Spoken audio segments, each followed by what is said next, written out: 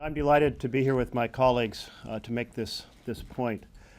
Sheldon Whitehouse has done a terrific job laying out the facts in the case, the surge in spending, the amount of negative ads, and so forth.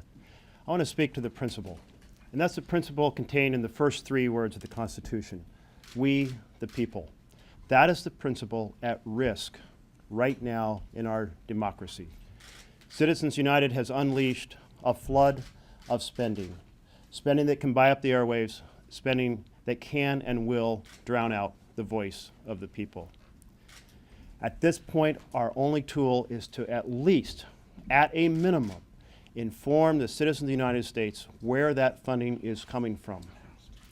This concept has been supported by virtually every person who serves in the U.S. Senate. At some time or another, they have said that the public has the right to know. At some time or another, they have said sunlight is the best disinfectant.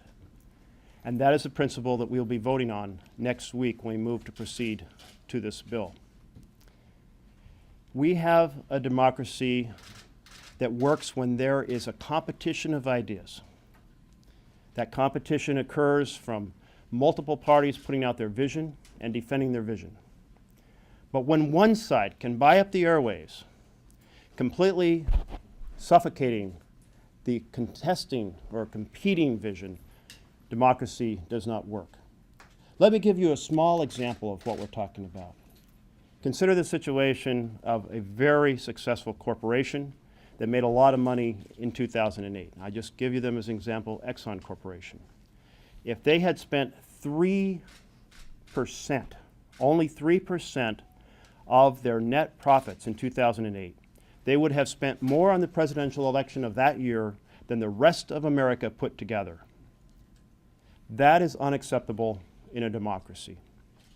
We must change that, and that is what we will seek to do next week.